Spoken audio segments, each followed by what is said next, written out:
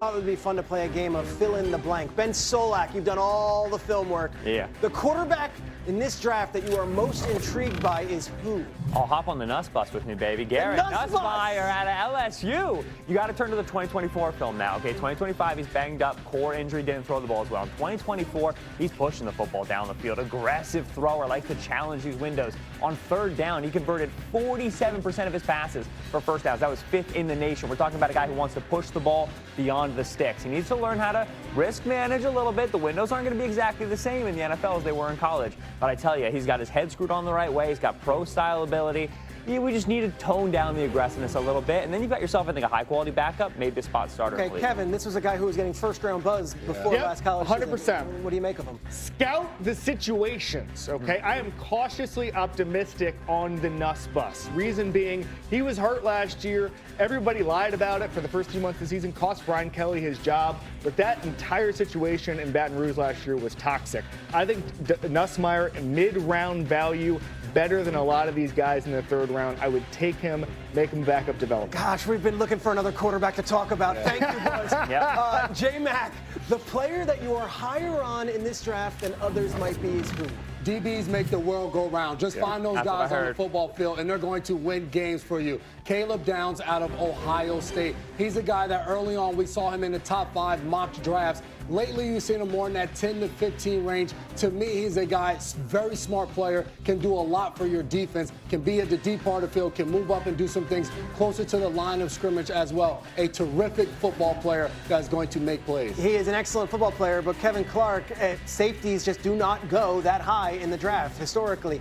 Can you see him going in the top 10 of this year's draft? Yes, absolutely, because there's a bunch of coaches who understand what the safety position can give you. John Harbaugh being one of them from that Baltimore situation. I actually had Ryan Day on my show a couple weeks ago, and he said that Caleb Downs is the best high school player he's ever seen in his entire life. He was winning games single-handedly. Said he could have played running back in college, maybe in the NFL, if he wanted to. He's that special of an athlete. Give me Caleb Downs early. All right, Kevin, I'm going to go right back to you. The most fascinating team in the first round with multiple first-round picks is whom? It's the Dallas Cowboys. They're the only team, I think, of this group that is legitimately one player away from real deal contention. At 12, if you get aforementioned Caleb Downs or a Ruben Bain, instant culture changer on defense. I think Ruben Bain, when you look at the big games he dominated in, we're seeing one right there against Ohio State, right there against Texas A&M. He is so good. His motor is so high. I don't care about arm length, okay? I do. The only thing I'm looking at is me when I'm putting on this suit. It's the only time I look at measurables. I do not care. Give me Ruben Bain. Noted Miami. I was going to say Kevin Clark would think. Things might be a little bit. Okay, fine. That's all right. Ruben Bain is a great player. Ben, thank you. Talk about the Cowboys. Do you agree that they could actually be a contender if they nail this first? Maybe if they draft 2 more Hurricanes on top of Ruben Bain. You get 3 in the door. Scott, That's the culture and change we're looking Cooper. for. Dallas's defense last year had multiple needs, right? And so we say, okay, introduce a Ruben Bain, we're solving the problem. To me, I look at linebacker, right, where they had departures. They've only got 2 guys right now with any sort of experience on the roster. I look at corner, where they had Kobe Durant, right, to be that third corner, but the Rams had issues with him last year as the third corner. They're still really thin there defensively. And so go get Ruben Bain. I love Ruben Bain. I agree with you. Don't worry about the arms. Then go get Keontae Scott. Legitimately would be a good fit. Continue loading up on those Hurricanes, and then the Cowboys will be over that hill. J-Mac. I love the fact that he mentioned the Cowboys because Jerry Jones is involved. What is he going to do with those 2 first-round picks? Is it going to be somebody that you say scratch, somebody like the guys that you're mentioning, a Ruben Bain and all those guys? Is he going completely outside the box? I look at some of the picks they've been. They went and got Rashawn Gary on the outside. They went and got Jalen Thompson at safety coming over from Arizona. So they've been able to get a few guys.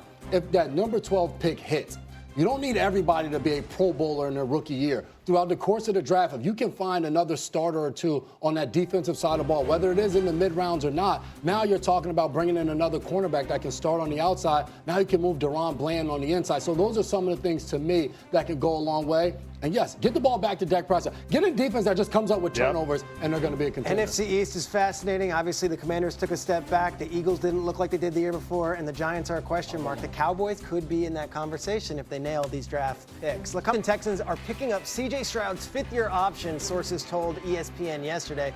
It's the first step towards reaching a possible long-term extension with the young quarterback. Stroud got off to a historic start during his rookie season.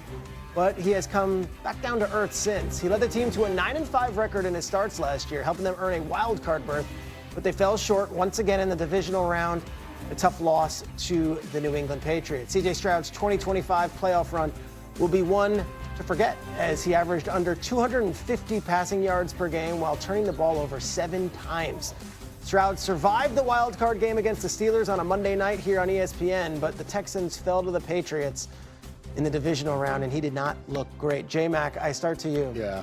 Here we are a day we might want to celebrate picking up the fifth-year option, but we have to ask, are you concerned with the way that C.J. Stroud finished the season? When you watch those 2 playoff games, you have to have some concern going forward. I think when you talk about that 5th-year option, it was still a no-brainer for the Houston Texans because of what it means contractually and having C.J. Stroud in the building. He's going to be the starter this year, and if he does play out in that 5th-year option, it's a lot cheaper as a starter than what the league is averaging of those guys all the way up at $60 million.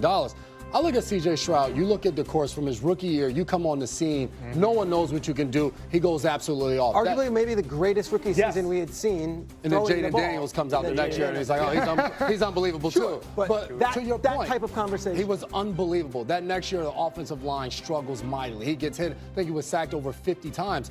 You are going to be a little gun shy. It's going to change the way you play the game. Last year, I thought he played a lot better than in 2024.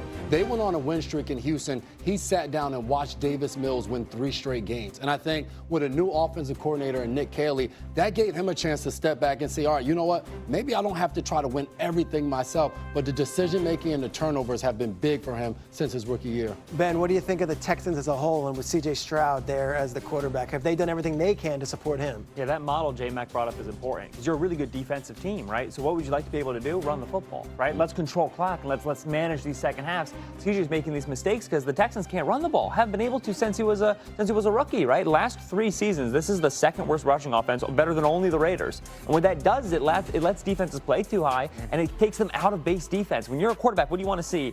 3 big old linebackers who can't cover nobody, and 1 single high safety. Everything's open. But C.J. Stroud doesn't get that. He doesn't get those easy defenses to throw the ball against the way he did in 2023. When he was a rookie, nobody knew. We didn't know that this guy was like this. Yeah. The moment 2024 hit, they started putting shell on top of him, and they said, run the ball on us, Houston. And Houston can't do it. Kevin, your thoughts on C.J. Stroud?